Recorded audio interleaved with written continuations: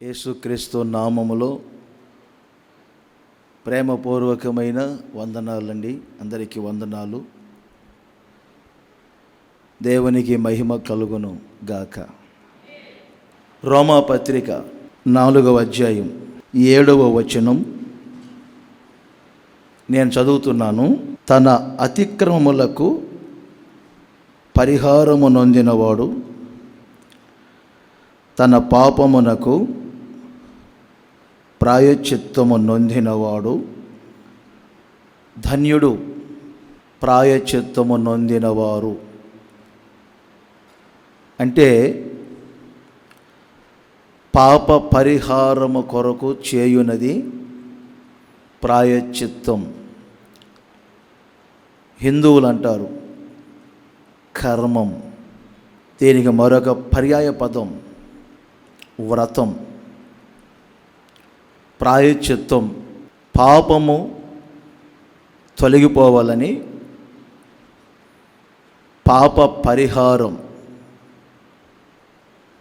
చేయునది ప్రాయశ్చిత్తం. ఇశ్రాయేలీయులకు ప్రాయశ్చిత్తార్థ దినము ఒకటి ఉంది. లేవియాకాండం 23వ అధ్యాయం 28వ వచనం. ఇశ్రాయేలులకు కొన్ని పండుగలు ఉంటాయి. ఆ పండుగలలో ఒకటి పండుగగా జరుపుకుంటారు. ఒక దినాన్ని చాలా నిష్టగా పాటిస్తారు.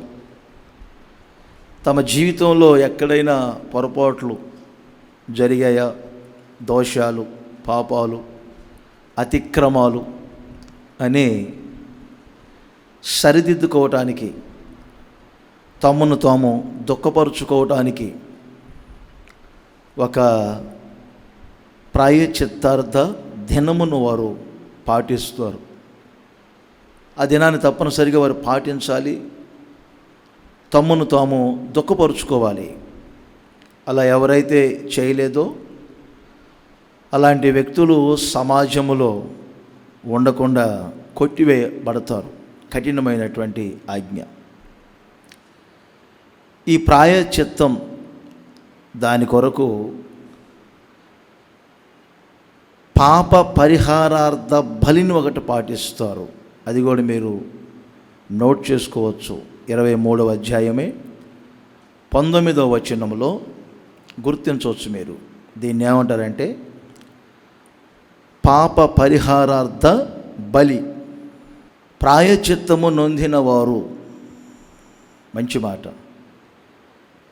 సహజంగా మనం కొందరినే ధన్యులు అంటాం కదా. ప్రాయశ్చిత్తము నొందినవారు, పాప పరిహారము నొందినవారు ధన్యులు. ధన్యులు. విద్యారంగంలో అందరినీ ఉత్తీర్ణులు అనరు. ఉత్తీర్ణత పొందినటువంటి వ్యక్తులు మాత్రమే ఉత్తీర్ణులు అంటారు. అంటే ఒక తరగతిని పెంచుకోవటానికి వారున్న తరగతిలో పాస్ అయినటువంటి వ్యక్తుల్ని ఉత్తీర్ణులు అంటారు. ప్రత్యేకంగా కాలేజీ వ్యాప్తంగా, స్కూల్స్ వ్యాప్తంగా అందరిని అనరు. పాస్ అయినటువంటి వ్యక్తులు మాత్రమే, మంచి మంచి ర్యాంకులు తెచ్చుకున్నటువంటి వ్యక్తులను మాత్రమే ఉత్తీర్ణులు అంటారు. ఇప్పుడు ప్రాయశ్చిత్తము నొందిన వారేనా, పాప పరిహారము పొందిన వారేనా అనేది గుర్తించవలసిన అవసరత ప్రతి సేవకునికి, ప్రతి విశ్వాసికి అవసరమై ఉంది. అందుకని వారు సంఖ్యాకాండం 19వ అధ్యాయం 20వ వచనాన్ని మీరు నోట్ చేసినప్పుడు అక్కడ ఏమని రాయబడిందంటే పాప శుద్ధి పొందటానికి పాప పరిహారము నొందునట్లు ఒక శుద్ధ జలాన్ని వారు తమ దగ్గర ఉంచుకుంటారు. దేవుని మందిరానికి వచ్చినప్పుడు దేవుని మందిరంలో ఒక శుద్ధ జలం ఉంటుంది, శుద్ధ జలం. ఆ శుద్ధ జలమును వారి మీద చల్లుతారు. వారి తల మీద, వారి దేహం మీద చల్లినప్పుడు కింద నోట్ చేసుకోండి, ఎవరి మీద ఆ శుద్ధ జలము చల్లబడుతుందో వారు పవిత్రులు. ఎవరి మీద ఆ శుద్ధ జలము చల్లబడలేదో వారు అపవిత్రులు. చూసారా? ఎహెజ్కేలు గ్రంథం 36:25లో మనం దీన్నే వాడుతాం రొటీన్గా. మీ అపవిత్రత యావత్తు పోవునట్లు నేను మీ మీద శుద్ధ జలమును చల్లుదును. ఏమిటి ఈ శుద్ధ జలం? క్రొత్త నిబంధనలో మనం ఆలోచన చేస్తే యోహాను మొదటి పత్రికలో 2వ అధ్యాయము 2వ వచనములో ఇలా వ్రాయబడింది, దేవుని పిల్లలారా, మీలో ఎవరైనా పాపము చేసిన ఎడల మన పాపములకు ఆయన ప్రాయశ్చిత్తమై ఉన్నాడు. 2 కోణాల్లో మనం ఆలోచన చేయొచ్చు ఇదే వాక్యం ఆధారముతో. 4:10లో పాపముల నుండి ప్రాయశ్చిత్తము చేయటానికి యేసుక్రీస్తు లోకానికి వచ్చెను, తన కుమారుని పంపెను అనే పదాలు మనకు కనబడతాయి. ప్రాయశ్చిత్తము చేయటానికి యేసుక్రీస్తు ఉన్నారు, శాంతికరమై ఉన్నారు. అదే ప్రాయశ్చిత్తము జరగటానికి శుద్ధ జలముగా పరిశుద్ధాత్ముడు ఉన్నాడు.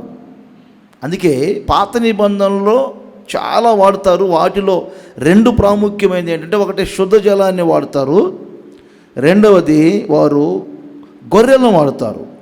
ఆ రెఫరెన్స్ కూడా మీరు సంఖ్యాకాండం 28:22 నోట్ చేసుకోండి. ఒక వ్యక్తి పాపశుద్ధి పొందటానికి, పాపము నుండి పరిహారము పొందుటకు, ప్రాయశ్చిత్తం వారికి జరగటానికి ఒక మేకను గొర్రెను తీసుకొని రావాలి. అలాంటి వ్యక్తులు పాపశుద్ధిని పొందుతారు. ఇప్పుడు మనం పాత నిబంధనలో 2 విధాలుగా ఆలోచించాం. ఒకటి శుద్ధ జలం, 2 గొర్రెలలో ఏదైనా ఒక మేక కానీ గొర్రె కానీ. ఇప్పుడు మనం క్రొత్త నిబంధనలో 2 రెఫరెన్స్లు చూపించాను యోహానులో. ఒకటి యేసుక్రీస్తు, 2 పరిశుద్ధాత్ముడు. ఆయనే మనకు ఒక శుద్ధ జలం. యేసు రక్తమే మనకు ఒక ప్రాయశ్చిత్తం జరగటానికి ఉపయోగించబడుతున్నటువంటి, ఏమండి, సహజంగా వ్రతం చేసేటప్పుడు, కర్మములు చేసేటప్పుడు వాడేటటువంటి కొన్ని ఉంటాయి వారికి. అలా యేసు రక్తము చేత ఒక వ్యక్తికి ప్రాయశ్చిత్తం జరుగుతుంది. పరిశుద్ధాత్ముని ద్వారా ఒక వ్యక్తికి పాపశుద్ధి కలుగుతుంది. ఇందులో మీరు గమనించుకోవాలి. ఈ మధ్య ఒక సహోదరు నన్ను అడిగారు. వారు అడిగే ప్రశ్న ఏంటంటే, పాపం చేసిన వ్యక్తులు జీవగ్రంథంలో వాడి పేరు కొట్టివేయబడుతుందని మీరు చెప్పారు గ్రంథాల గురించి చెప్పినప్పుడు, అదే వ్యక్తి పశ్చాత్తాపడితే ఆ వ్యక్తి పేరు మరలా జీవగ్రంథములో వ్రాయబడుతుందా అని అడిగాడు. అప్పుడు నేను ఇలా రిప్లై ఇచ్చాను, పాపాలలో రకాలు ఉంటాయి. దాన్ని నేను ఎవరించి చెప్పాలంటే, మీకు కూడా దోషాలు వేరు, అతిక్రమాలు వేరు, పాపాలు వేరు. లీగల్ ప్రకారంగా మీకు చెప్పాలంటే, అంటే బైబిల్ యొక్క చట్టం ప్రకారంగా చెప్పాలంటే అన్నీ ఒకటి కావు. ఇంకొకటి, క్షమింపబడే పాపాలు ఉన్నాయి, క్షమింపబడని పాపాలు ఉన్నాయి. అది మనం కొంచెం గమనించాలి. బిబ్లికల్గా మీరు ఒక కోవలోనే వెళ్ళేవారిగా ఉండకూడదు. నేను ఒక రెఫరెన్స్ మీకు చదివి వినిపిస్తాను, చూడండి. సమూయేలు మొదటి గ్రంథం 3వ అధ్యాయం 14వ వచనం. ఈ వాక్యాన్ని నేను చదివినప్పుడు చాలా భయంకరమైన పరిస్థితి అనిపించింది నాకైతే. మరి మీరు ఆలోచన చేయండి, ఏమనిపిస్తుందో. చదువుతారు. ఏలీ ఇంటివారి దోషమునకు, ఏలీ ఇంటివారి దోషమునకు బలి చేతనైనను, చూడాలి, బలి చేతనైనను, నైవేద్యము చేతనైనను ఎన్నటికి నీ ప్రాయశ్చిత్తము చేయబడదని. ఏంటిది? ఎన్నటికి ప్రాయశ్చిత్తము చేయబడదు. ఎలా? మీకు అర్థమైంది ఇప్పుడు? ప్రాయశ్చిత్తము జరుగుతున్నప్పుడు పాప పరిహారము నొందే అనుభవం ఉంది. కొన్ని పాపాలకు మీకు అర్థమవుతుందా? పరిహారం లేదు, ప్రాయశ్చిత్తం లేదు.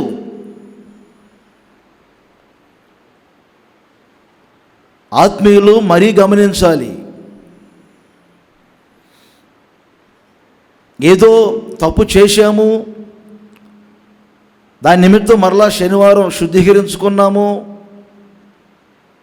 పరిహారం నొందాము, ప్రాయశ్చిత్తం నొందిన వారము అని చెప్పుకోవటానికి వీల్లేదు ఈ వచనం.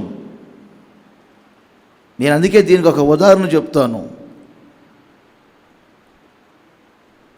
మట్టి పాత్ర కాల్చబడక మునుపు పగిలితే దాన్ని మరలా పాత్ర చేయడానికి అవకాశాలు ఉంటాయి. కాల్చబడిన తర్వాత పగిలితే దాన్ని మరలా మనం పాత్రగా సిద్ధపరచలేం. సత్యమును గూర్చి అనుభవ జ్ఞానము పొందిన తర్వాత, ఈ లోక మాలిన్యములను తప్పించుకొనిన తర్వాత, గతంలో ఈ 3 మీ మనసులో పెట్టుకోమని కూడా చెప్పాను. నేను నొక్కి చెప్పాను. ఈ 3 ఏంటి? సత్యమును గూర్చి అనుభవ జ్ఞానము పొందిన తర్వాత, ఇది సత్యం, ఇది వాస్తవం. ఒక అనుభవ జ్ఞానం పొందిన తర్వాత. 2, ఈ లోక మాలిన్యములన్నిటినీ తప్పించుకొనిన తరువాత.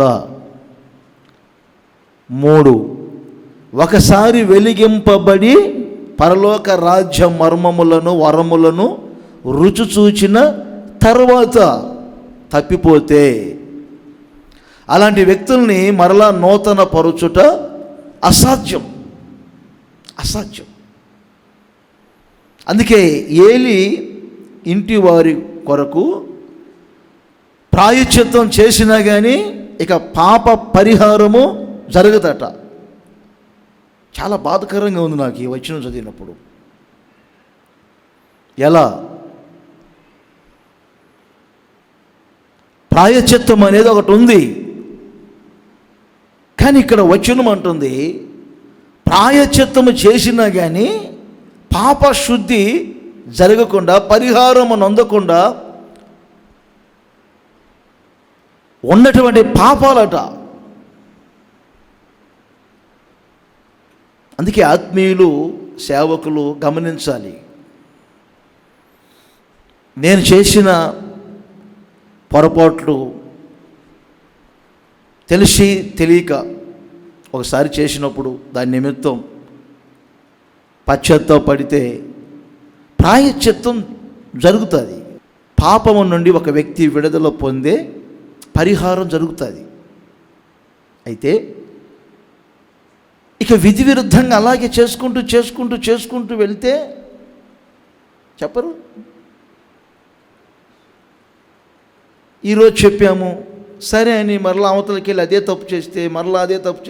తప్పు చేస్తే ఏలీ ఇంటి వారిని గురించి వ్రాయబడింది. ఇక ప్రాయశ్చిత్తము చేయటానికి వీలు పడదు, వారు ప్రాయశ్చిత్తము నొందరు. ఎలా అండి? అందుకని కొంచెం జాగ్రత్త పడాలి. ఈరోజు నేను మీతో పంచుకోవాలని కోరుకున్నది ఏంటంటే,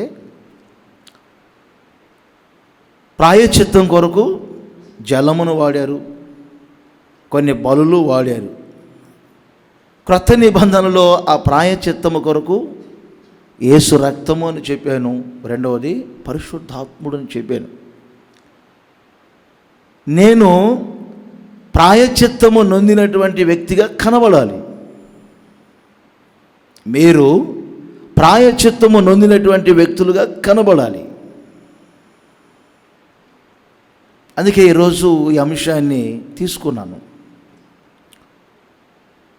ఇందులో ఒక అవసరమైనటువంటి మాటలు మీతో పంచుకుంటాను. లేవియాకాండం 4వ అధ్యాయం 35వ వచనం. మరియు సమాధాన బలి పశువు యొక్క క్రొవ్వును తీసినట్లు దీని క్రొవ్వంతయు తీయవలెను. యాజకుడు యెహోవాకు అర్పించు హోమముల రీతిగా బలిపీఠం మీద వాటిని ధూపము వేయవలెను. అతడు చేసిన పాపము విషయమై యాజకుడు అతని నిమిత్తము ప్రాయశ్చిత్తము చేయగా, యాజకుడు ఒకని నిమిత్తము ప్రాయశ్చిత్తము చేయగా అతనికి క్షమాపణ కలుగును. ప్రాయశ్చిత్తములో ఉన్న ప్రయోజనం ఇది. ప్రాయశ్చిత్తములో ఉన్న ఆశీర్వాదం, ప్రాయశ్చిత్తములో ఉన్న ఒక ప్రత్యేక అనుభూతి ఏమిటి? ఇక్కడ ఇంకొకటి మీరు లీగల్గా ఆలోచించాలి. పాత నిబంధన పద్ధతి ప్రకారంగా ఒక వ్యక్తి ఏదైనా పొరపాటు చేసినప్పుడు ఆ పొరపాటు నిమిత్తం వారికి జరిమానా ఉంటుంది. జరిమానా అంటారు. ఏమిటి? చిన్న పొరపాటు చేస్తే ఇదిగో ఈ బలి, పెద్ద పొరపాటు చేస్తే ఈ బలి.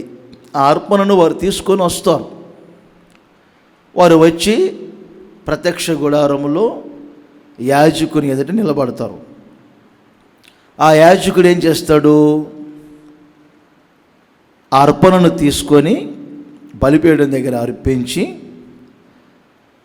ఆ చేసినటువంటి పొరపాట్లు గల వ్యక్తుల నిమిత్తం ఈ యాజకుడు ప్రాయశ్చిత్తం చేస్తాడు. మీకు అర్థమైందా? కర్మం చేస్తాడు, వ్రతం చేస్తాడు, హోమం చేస్తాడు. వెంటనే ఏం జరుగుతుంది?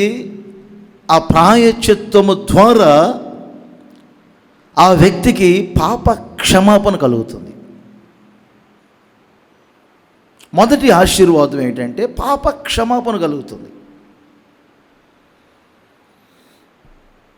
అందుకే అదే రీతిగా క్రొత్త నిబంధన సంఘానికి పరిచర్యకు పాత నిబంధన అంతా ఒక ఛాయ గనుక ప్రత్యక్ష గుడారం వలె మందిరాలు, అలనాటి యాజకుల వలె ఈ రోజున దైవ సేవకులు మీకు అగపడుతుంది. అందుకు మిమ్మల్ని మీరే ఒక అర్పణముగా దేవుని సన్నిధికి వచ్చినప్పుడు యాజకులు కొన్ని విషయాలు మీకు చెప్పినప్పుడు అవి మీ ప్రయోజనకరముగా భావించుకొని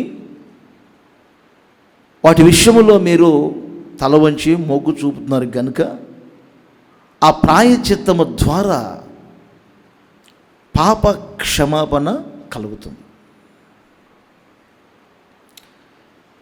ప్రాయశ్చిత్తము నొందిన వారు ఎవరు అంటే పాప క్షమాపణ పొందినవారు. ఇందాకే చెప్పాను, కొందరి పాపాలకు క్షమాపణ లేదు, కొందరి పాపాలకు క్షమాపణ దొరికింది. యెషయా ప్రవచన గ్రంథం 6వ అధ్యాయం 7వ వచనాన్ని గమనించండి. ఇక్కడ యెషయాను మనం చూస్తాం. అపవిత్రమైన పెదవులతో ఉన్నాడు. నేను అపవిత్రుడును అపవిత్రుడును అపవిత్రుడును అనుకుంటున్నాడు. ఈ లోపులో బలిపీఠం మీద నుంచి కారుతో ఒక నిప్పును తీసి అతని పెదవులకు తగిలించి అంటించి, ఇదిగో నీ పాపములకు ఇప్పుడు ప్రాయశ్చిత్తము కలిగెను. క్రింద ఒక మాట మీరు నోట్ చేసుకుంటారా? మీ దోషములు తొలగిపోయెను. పాప క్షమాపణ కలగటం అంటే దోషము తొలగిపోవటం, పాపము తొలగిపోవటం. యేసుక్రీస్తు అంటారు కొన్నిసార్లు, మీ పాపములో మీరు నిలిచి ఉన్నారు. పాప క్షమాపణ పొందటం అంటే పాపము తొలగిపోవాలి, దోషము తొలగిపోవాలి. పాప క్షమాపణ నొందిన వారిగా మారాలి. వారు పాత్రులు అని చెప్పొచ్చు, యోగ్యులు అని చెప్పవచ్చు,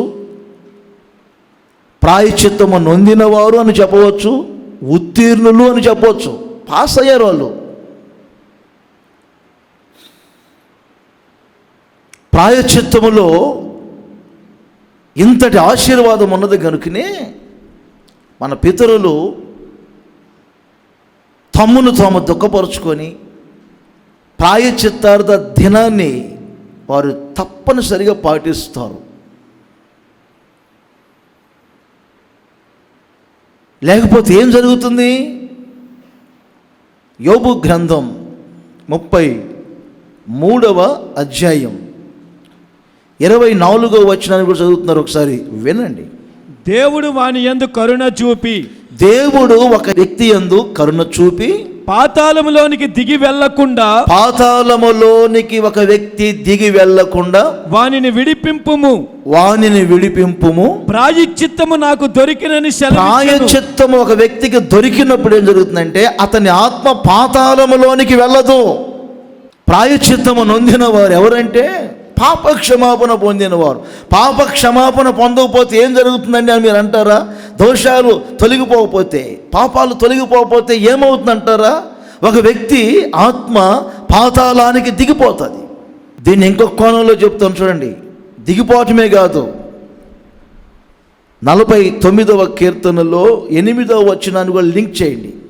వాడు కుళ్ళు చూడక నిత్యము బ్రతుకున్నట్లు. పాతాళములోనికి వెళితే ఏమవుతుంది? పాతాళపు గోతిలో ఒక వ్యక్తి పడతాడు. ఏమంటే అక్కడ అతని శరీరం కుళ్ళిపోతుంది. అందుకని వాడు కుళ్ళు చూడక నిత్యము బ్రతుకున్నట్లు వాని నిమిత్తము దేవుని సన్నిధిని ప్రాయశ్చిత్తము చేయగలవాడు ఎవడు? దేవుని సన్నిధిని ప్రాయశ్చిత్తము చేయగలవాడు ఎవడు లేడు. కావాలి ఒక వ్యక్తి. ఆ ప్రాయశ్చిత్తము ద్వారా కుళ్ళు చూడకుండా ఒక వ్యక్తి నిత్యము బ్రతకబోతూ ఉన్నాడు. పాతాళములోనికి ఒక వ్యక్తి ఆత్మ వెళ్ళకుండా ఒక వ్యక్తికి పాప క్షమాపణ కలుగుతుంది. పాప క్షమాపణ కలుగుతుంది. ఈ సందేశము ద్వారా ప్రాయశ్చిత్తము నొందిన వ్యక్తులుగా మీరు మార్చబడుదురుగాక. ప్రాయశ్చిత్తము నొందిన వ్యక్తిని నేను, అందుకే నాకు పాప క్షమాపణ కలిగింది అని మీరు చెప్పబోతున్నారు. చూడండి, ఇంకొక కోణంలో మీకు చెప్తాను. సంఖ్యాకాండం 16వ అధ్యాయం 46 నుండి 48 వరకు ఈ 3 వచనాలు నోట్ చేయండి. పితరుల రోజుల్లో ఒక రోజున భయంకరమైనటువంటి తెగుళ్ళు ప్రవేశించాయి. చాలామంది కూలిపోతున్నారు. అదొక చేడండి, భయంకరమైన వ్యాధి. అప్పుడు మోషే అహరోను చెప్పారు, ధూపార్తిని చేతబట్టుకొని సమాజంలోనికి వెళ్ళు, తెగుళ్ళు బయలుదేరాయి అని చెప్పారు. అహరోను ధూపార్తిని చేతపట్టుకొని ఆయన పరిగెత్తుతూ ఉన్నాడు. తెగుళ్ళు ఒక ప్రక్కన పరిగెత్తుకుంటూ వస్తున్నాయి. ఈయన పరిగెత్తుకుంటూ వెళ్తున్నారు. వెళ్ళి చనిపోయిన వ్యక్తులకి బ్రతికిన వ్యక్తులకి మధ్యలో నిలవబడి ప్రాయశ్చిత్తము చేయగా 46 నుండి చదువుతున్నారు, చూడండి ఒకసారి. అప్పుడు మోషే, నీవు ధూపార్తిని తీసుకొని బలిపీఠము నిప్పులతో నింపి ధూపము వేసి వేగముగా సమాజమునొద్దకు వెళ్ళి వారి నిమిత్తం ప్రాయశ్చిత్తము చేయము. కోపము యెహోవా సన్నిధి నుండి బయలుదేరెను. తెగులు మొదలుపెట్టిన అహరోనుతో చెప్పగా మోషే చెప్పినట్లు అహరోను వాటిని తీసుకొని సమాజం మధ్యకు పరిగెత్తుకొని పోయెను. తెగులు జనుల్లో మొదలుపెట్టి ఉండెను. కాగా అతడు ధూపము వేసి ఆ జనుల నిమిత్తం ప్రాయశ్చిత్తము చేయగా అతడు చచ్చిన వారికి బ్రతికిన వారికి మధ్యన నిలవబడి తెగులు ఆగెను. చూశారండి, తెగులు ఆగెను. ప్రాయశ్చిత్తములో ఉన్నటువంటి ఒక రెండవ ప్రయోజనం ఏమిటంటే తెగులు ఆగాయి. సరిగ్గా నోట్ చేయండి మీరు. ఒకటి, పాప క్షమాపణ కలిగింది. రెండవది, తెగుళ్ళు ఆగాయి. కనబడని పాపములు మీ జీవితంలో చోటు చేసుకున్నాయా? ఏదో ఒక ప్రక్కన చెట్టును పాడు చేయటానికి చెట్టు వేరుకు పట్టినటువంటి చీడవలే పాపము మీ జీవితంలో ప్రవేశించిందా? ఎంత ప్రయత్నించినా కానీ పాపము తీసివేసుకోలేక పాప కూపములో పడిపోయి ఉన్నారా? ఏదో ఒక తెగుళ్ళు చేత బాధించబడుతున్నారా? ఏదో ఒక చీడ ఏదో ఒక ప్రక్కన మీ కుటుంబాలను పాడు చేస్తుందా? భయంకరమైన తెగుళ్ళు 91వ కీర్తనలో 3వ వచనాన్ని గమనిస్తే ఈ తెగుళ్ళు ఏమిటి తెలుసండి? నాశనము చేయటానికి వచ్చే తెగుళ్ళు. అందుకే నాశనకరమైన తెగుళ్ళు అని వ్రాయబడింది. ఇదే కీర్తనలో 6వ వచనంలో చూడండి, చీకటిలో సంచరించే తెగుళ్ళు. 10వ వచనములో నోటు చేయండి, ఆ తెగులు నీకు రాకూడదని, నీ గుడారమును సమీపించకూడదని వాక్యం చెప్తుంది. తెగుళ్ళు మిమ్మల్ని సమీపించకుండా ఉండాలంటే, తెగుళ్ళు ఆగిపోవాలంటే, అరికాలు మొదలుకొని తల వరకు ఆరోగ్యవంతులుగా మీరు మార్చబడాలంటే, నా పిల్లలకి ఏమిటి రోగాలు, నా పిల్లలకి ఏమిటి వ్యాధులని, ఈ వ్యాధి బాధలలో నడిపించబడుతూ ఉండటానికి కారణం ఏంటండి? నీ ఇంట్లో ప్రాయశ్చిత్తం ఉందా? నీ జీవితంలో ప్రాయశ్చిత్తం అనేది జరుగుతుందా?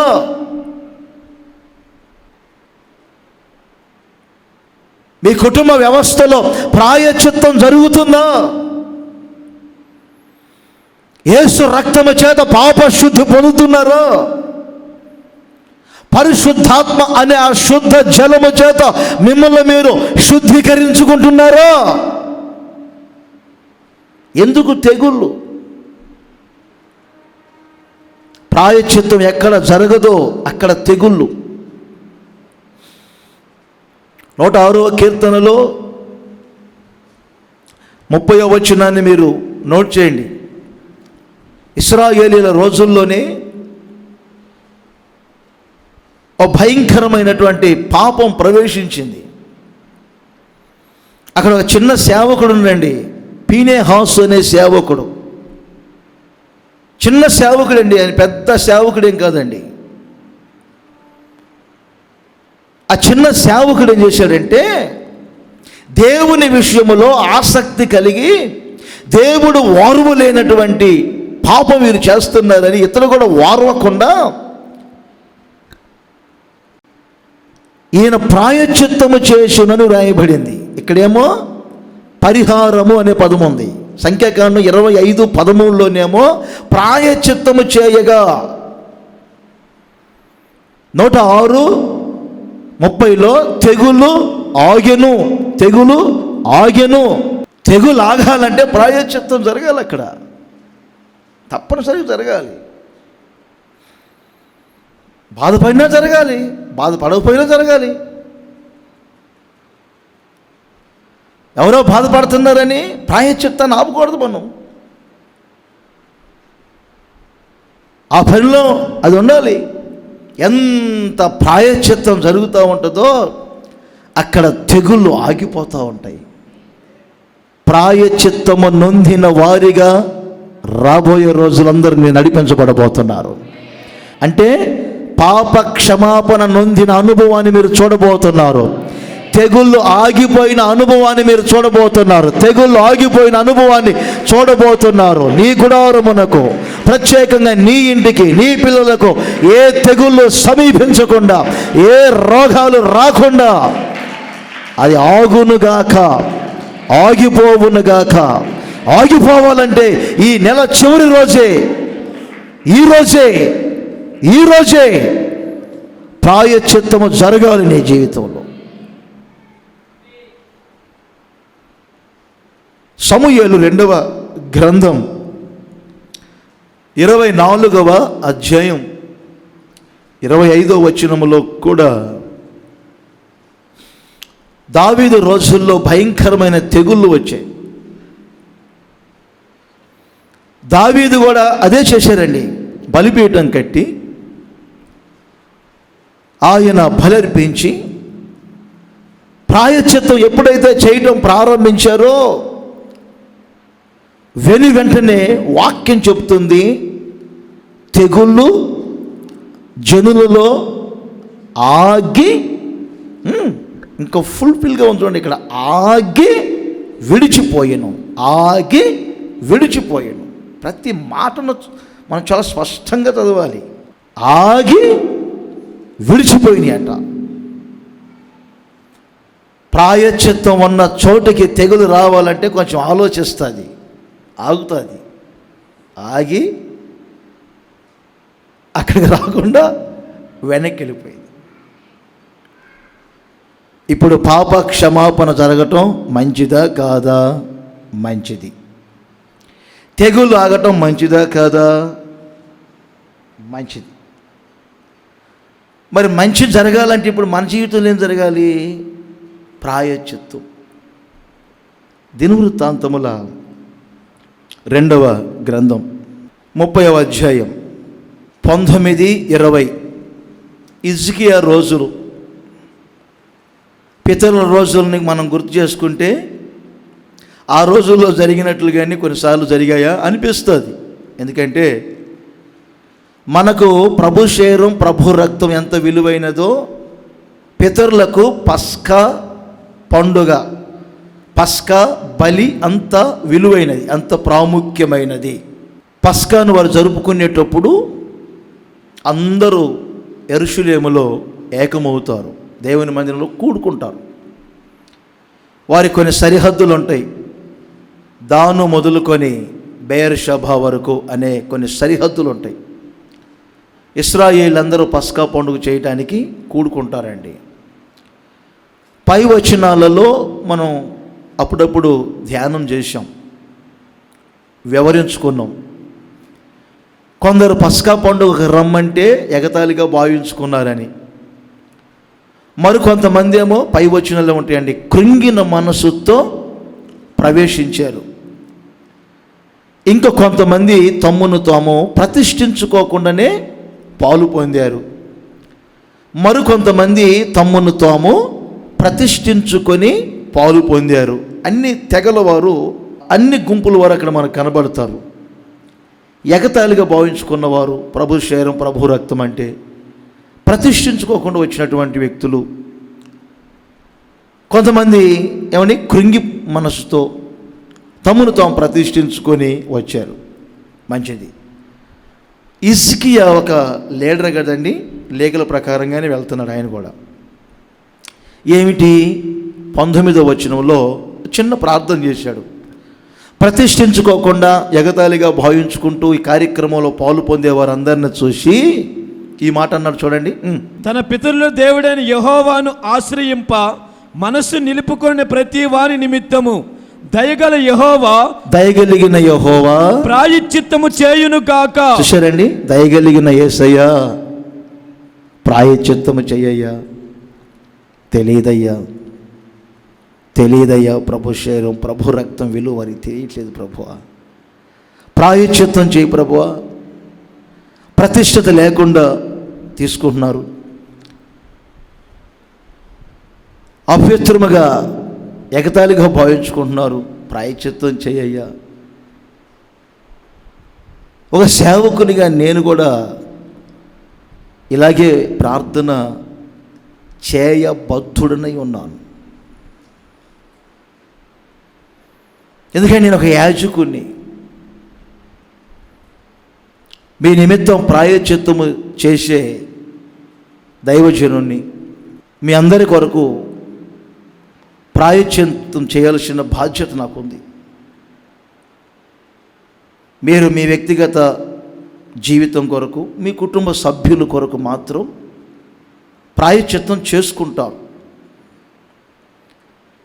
తర్వాత సంఘం అంతటిని కూడా పరుచు ప్రభు అని మీరు అంటారు, నేను కాదంటలేదు. రొటీన్గా మీరు చేస్తారు. అదే సమయంలో నా బాధ్యత వేరు.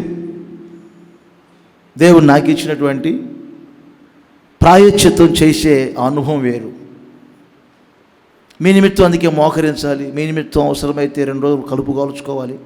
మీ నిమిత్తం నేను మోకరించి ప్రార్థన చేయగలగాలి. హిజ్కియా దయగలిగిన తండ్రి ఒక్కొక్కరి నిమిత్తం ప్రాయశ్చిత్తం చేయండి అని అడిగినప్పుడు క్రింద మంచి మాట వ్రాయబడిందండి. హిజ్కియా యొక్క ప్రార్థన ఆలకించిన దేవుడు ఏమండి జనులను స్వస్థపరిచెను. ప్రాయశ్చిత్తములో ఇప్పుడు స్వస్థత ఉంది.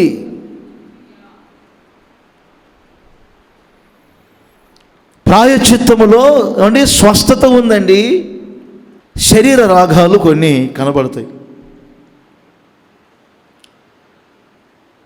కొన్ని ఆత్మకు పట్టిన రోగాలు కనబడవు,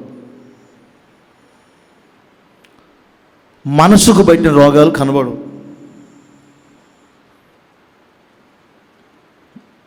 ప్రాణానికి పట్టిన రోగాలు కనబడవు. మనకి శరీర రోగాలు అయితే కనబడతాయి కంటికి.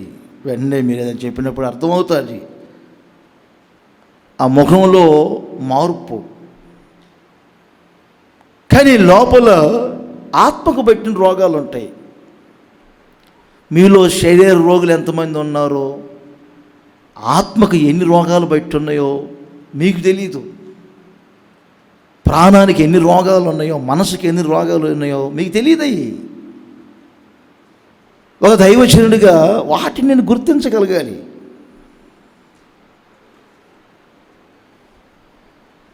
వాటి నిమిత్తం నేను వేడుకొనగలగాలి. ఎవరి ఆత్మలో ఏ రోగం ఉందో మనకేం తెలుసండి. కొన్నిసార్లు మొరటుగా ఒక మాట అంటారు కదా, ఏ పుట్టలో ఏ పోముందో అంటారు. అలాగే లోపల ఆత్మ క్షీణించిపోతుందా, పుష్టిగా ఉందా, ఆధ్యాత్మికంగా ఉజ్జీవించబడుతుందా, లేకపోతే ఆత్మలో ఏమైనా కపటాలు ఉన్నాయా, ఆత్మలో ఏమైనా కల్మషం ఉందా? ఇదేనండి రోగం అంటే. స్వస్థత అనేది ఒక శరీరానికి సంబంధించింది మాత్రమే కాదండి. మీ ప్రాణ ఆత్మ శరీరములలో స్వస్థత జరగాలి. శరీరానికి స్వస్థత జరగాలి, ఆత్మకు స్వస్థత జరగాలి, ప్రాణానికి స్వస్థత జరగాలి.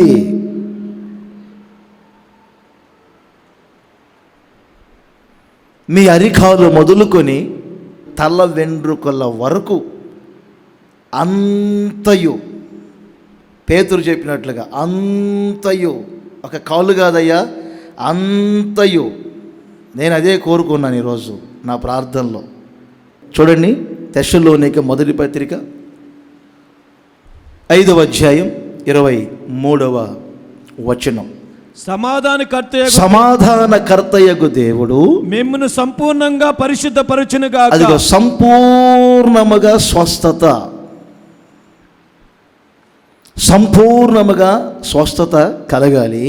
మీ ప్రాణమును, ఆత్మయు, జీవమును మన ప్రభు అయిన యేసు, శరీరమును మన ప్రభు అయిన యేసుక్రీస్తు రాకడయందు నిందారహితముగా, అంటే ఆత్మలో ఉన్న రోగాలు పోవాలి, జీవం అంటే ప్రాణములో ఉన్న రోగాలు పోవాలి, శరీరములో ఉన్న రోగాలు పోవాలి. ఎప్పుడు మీకు చెప్తాను కదా, కొరింథీయులకు రాసిన 2వ పత్రిక 7వ అధ్యాయం 1వ వచనం, మీ ఆత్మకును శరీరమునకును ఉన్న సమస్త కల్మషం. ఇప్పుడు నయమానును మనం తీసుకోవచ్చు, ఇందులో పోల్చవచ్చు. మనం ప్రవక్త అయినటువంటి ఎలీషా దగ్గరికి వచ్చారు. తిరిగి వెళ్ళేటప్పుడు యోర్దాను నదిలో 7 సార్లు స్నానం చేయమని చెప్పారు. తాను తిరిగి వెళ్తున్నప్పుడు యోర్దాను నదిలో 7 సార్లు మునిగి స్నానం చేశాడు. తర్వాత వ్రాయబడిన మాట ఏమిటంటే, అతని దేహము పసిపిల్లవాని దేహము వలె శుద్ధుడాయను. అది అతనిలో ఉన్నటువంటి రోగం తొలగిపోయింది. అతడు పోయి దైవజనుడు చెప్పినట్లు యోర్దాను నదిలో 7 మార్లు మునగగా, 7 సార్లు మునగగా అతని దేహము, చూడండి, అతని దేహము పసిపిల్లవాని దేహము వలె అతడు శుద్ధుడాయను. ప్రాయచిత్తము నొందిన వారు స్వస్థత శుద్ధులవుతారు. కుష్ఠరోగి కూడా యేసు ప్రభు దగ్గరకు వచ్చి ఇదే మాట అన్నారు కదా, నీకు ఇష్టమైతే నన్ను శుద్ధునిగా చెయ్యయ్యా, నాకు ఇష్టమే బాబు, నువ్వు శుద్ధుడు కమ్ము. ప్రాయచిత్తములో ఉన్న ఎన్ని ప్రయోజనాలండి.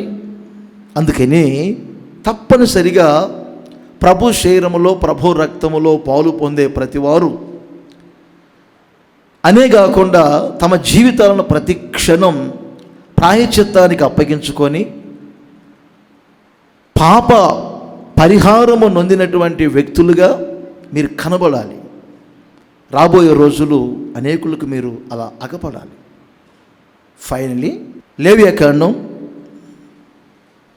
14వ అధ్యాయం 20వ వచనం, యాజకుడు దహన బలి ద్రవ్యమును నైవేద్యమును బలిపీఠం మీద అర్పింపవలెను. అట్లు యాజకుడు వారి నిమిత్తము ప్రాయశ్చిత్తము చేయగా వాడు పవిత్రుడగును. అతడు పవిత్రుడవుతాడు. ప్రాయశ్చిత్తములో ఒక వ్యక్తి పవిత్రుడవుతాడు. ఇప్పుడు 4 విషయాలు చెప్పాను. 1 పాప క్షమాపణ, 2 తెగుళ్ళు ఆగిపోవటం, 3 స్వస్థత, 4 పవిత్రత, పరిశుద్ధత. దేవుడు ఎప్పుడు కోరుకునేది పరిశుద్ధత. దేవుని మందిరానికి ఎన్నటెన్నటికీ పరిశుద్ధతయే అనుకూలం. దేవుడు మరొకటి ఏమి కోరుకోడు, మనల్ని పరిశుద్ధులుగా చూడాలని ఆయన కోరుకుంటాడు. పరిశుద్ధత అనేది ఒక నదిలో మనము ప్రయాణం చేస్తున్నట్లు ఉంటుంది. ఈ చివరిలో మనం బయలుదేరాం, అద్దరికి చేరేంత వరకు ఆ పరిశుద్ధ మార్గములో మనం వెళ్ళవలసిన అవసరత ఉంది. దానికి విరోధంగా లేక పరిశుద్ధతకు విరోధంగా ఎన్నో లేస్తాయండి. కొన్ని క్రూర స్వభావాలు. మన నదిలో ప్రయాణం చేస్తున్నప్పుడు కొన్ని గాలులు, కొన్ని అలలు లేచి పడతా ఉంటాయి. అలాగే పరిశుద్ధతకు భిన్నముగా ఎన్నో లేస్తాయి. నాకు యెషయా ప్రవచన గ్రంథంలో మాట బాగా నచ్చుతుందండి. 35వ వచనములో మంచి మాటలు ఉన్నాయి. అక్కడ రాజమార్గము ఏర్పడును, అది పరిశుద్ధ మార్గము అనబడును. అది అపవిత్రులు పోకూడని మార్గము. మంచి మాట చూడండి, అది అపవిత్రులు పోకూడని మార్గము. అది మార్గమున పోవు వారికి ఏర్పరచబడును. మూడులైనను దానిలో నడుచుచు. చూశారండి, ఈ పరిశుద్ధ మార్గములో ఒక మూడుడైన అడుగు పెట్టిన వెంటనే త్రోవను తప్పకుందరు. త్రోవ తప్పకుండా పరిశుద్ధ మార్గములో వెళ్తారు. అంటే మూడులుగా ఉన్నవారు, ఇంకా పైన క్రింద కొన్ని మాటలు ఉన్నాయండి, కొన్ని జంతువులను కూడా పోల్చారు. క్రూర మృగం అక్కడ ఉండదు, తర్వాత సింహము అక్కడ ఉండదు. అంటే ఇవన్నీ స్వభావాలు, బ్యాడ్ నేమ్స్ అన్నమాట, బ్యాడ్ క్యారెక్టర్స్ ఒక విధంగా చెప్పాలంటే. అవసరం లేని పేర్లు తెచ్చుకొని అవసరం లేని స్వభావాలతో నడిపించబడినటువంటి మూడులు. నేను ఒక మాట చెప్తానా, ఈ ప్రార్థనా మందిరానికి వచ్చి ఇలాంటి మాటలు విని పరిశుద్ధుల ఐక్యతను చూసి సేవకుల పరివర్తన చూసి భయంకరమైన కోపిష్టులు మారారు, మూడులు మారారు, త్రాగుబోతులు మారారు, కుటుంబాన్ని పట్టించుకోకుండా ఉండే వ్యక్తులు మారారు, జోదమాడేవారు మారారు, మత్తు పానీయాలకు గురైన వారు మారారు. కేవలం ఇక్కడికి వచ్చారు, ఈ పరిశుద్ధ మార్గాన్ని చూశారు. మీకు అర్థమైందండి? ఈ పరిశుద్ధ మార్గములో అడుగుపెట్టారండి. వాస్తవానికి వారి స్వభావం మూఢత్వమే, మూడులు. కానీ ఎందుకు ఇక్కడ అడుగుపెట్టారు? అడుగుపెట్టిన ఆ క్షణము నుండి త్రోవ తప్పకుండా నడిపించుతూ ఉన్నారు. త్రోవ తప్పకుండా నడిపించబడుతున్నారు. త్రోవ తప్పట్లేదు, ఇక్కడికి వచ్చి అడుగు పెట్టారు. ఎంతమందిని నేను చూడగలుగుతానండి? ఎన్ని వేల కుటుంబాలను చూస్తున్నాయండి? మన పరిధుల్లో ఉన్నటువంటి ఎన్ని కుటుంబాలను చూస్తున్నానని మన ప్రకాశం జిల్లాలోనే చెప్తున్నాను. కొన్నిసార్లు కొన్ని బ్రాంచీలకు వెళ్ళినప్పుడు, కొన్ని గ్రామాలకు వెళ్ళినప్పుడు కొంతమంది ఇక్కడికి వచ్చి చెబుతూ ఉంటే నాకే ఆశ్చర్యంగా ఉంటుంది. పలాని సభలో మీరు మాట్లాడారండి, పలాని వీధి కూటగిలో మీరు మాట్లాడుతున్నప్పుడు విన్నానండి, పలాని వాచ్ నైట్ సర్వీస్కి వచ్చానండి, 1వ తేదీ వచ్చానండి, అసలు ఇలా ఉంటుందనుకోలేదండి ఇక్కడ, ఆ రోజు అడుగు పెట్టామండి, ఆ రోజు నుండి ఈ రోజు వరకు కూడా త్రోవ తప్పక నడుచుకుంటూ ఉన్నామండి. సేవకుల్ని చాలా మాదిరిగా పెట్టుకుంటారు విశ్వాసులు. నడిచే విధానాలను గమనిస్తారు. నేను అనుకుంటాను, మేము ఎప్పుడు సేవకులు మన 2 కళ్ళే చూస్తున్నాయి, లక్షల కళ్ళు చూస్తున్నాయి మమ్మల్ని. నేను వేసుకునే వస్త్రధారణ చూస్తారు, నా తల క్రాఫ్ను చూస్తారు, నేను ఒకవేళ ఒక ఇంటికి వెళ్ళినప్పుడు అక్కడ తినే భోజనాన్ని కూడా చూస్తారు.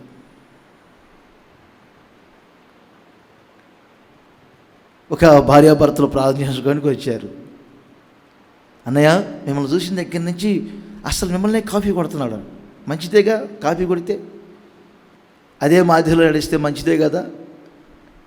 నేను చెడ్డ పనులు చేయట్లేదు కదమ్మా, అలాంటి వాటికి పునాదులు వేయట్లేదు కదా, మంచిదే కదా అన్న. అవునన్నయ్య, ఆ రోజు మీకు భోజనం పెట్టాడు మా ఇంట్లో. అవును. అసలు తినే విషయంలో కూడా అన్నయ్య చాలా మార్పు వచ్చింది. తినే విషయంలో మార్పు ఏంటమ్మా? అసలు అంతకుముందు అన్నయ్య వేరుగా చెప్పట్లేదండి, అన్నం పెట్టుకొని ఇంత పల్లె నిండా ఇంత పప్పు పోసుకొని ఇంత కూర వేసుకొని ఇలా కలిపేవాడు అన్నయ్య, కలిపి అలా తినేవాడు అన్నయ్య. నిజమా? ఇప్పుడు అసలు మీరు మా ఇంట్లో భోజనం చేసినప్పుడు మిమ్మల్ని బాగా చూశాడు. మీరు తినేటప్పుడు ఈ వ్రేలు గీత ఉందే, ఇది దాటలేదంట కలుపుకుంటున్నప్పుడు. నేను అనుకున్నాను, బాబోయ్ ఇది కూడా చూశాడా? అంటే ఒక చిన్న విషయం, ఇలా అన్నీ గమనిస్తూ ఉంటారు. గమనించి ఆ పరిశుద్ధ మార్గములో అడుగు పెట్టినప్పుడు ఏం జరుగుతుందండి? త్రోవ తప్పక నడుచుకుంటారు. పరిశుద్ధ మార్గం ఇది.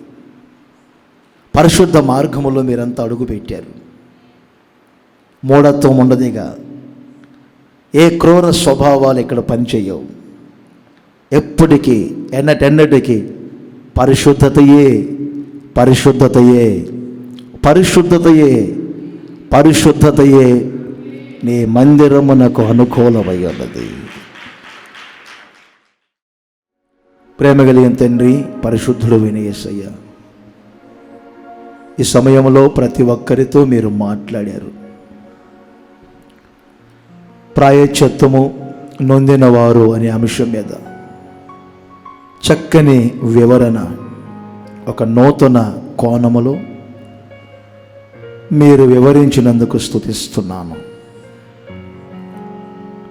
మీ మాటలు ప్రతి క్షణం మమ్మల్ని అందరినీ నూతనమైనవిగా,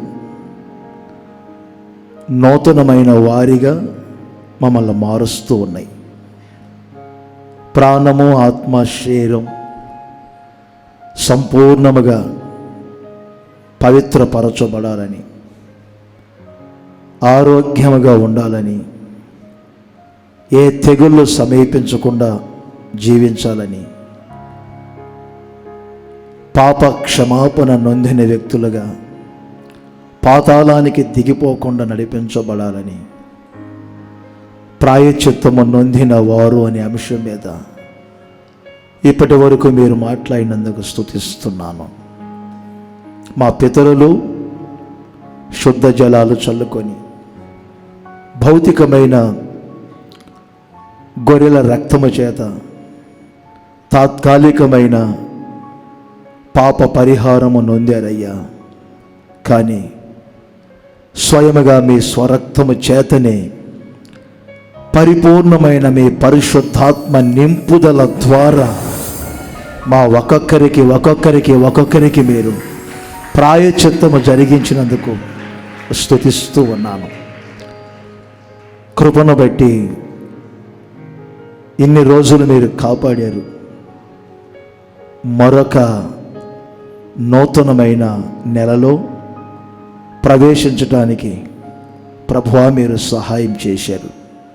ఈ మందిరాన్ని, ప్రాంగణాన్నంతా దృష్టి, మనస్సు నిలిపి సురక్షితంగా కాపాడండి. ఘనమైన మీ నామమునకు మాత్రమే మహిమ తెచ్చుకొనమని నజరేయుడైన యేసు నామములో అడుగుచున్నాను తండ్రి. ఆమేన్.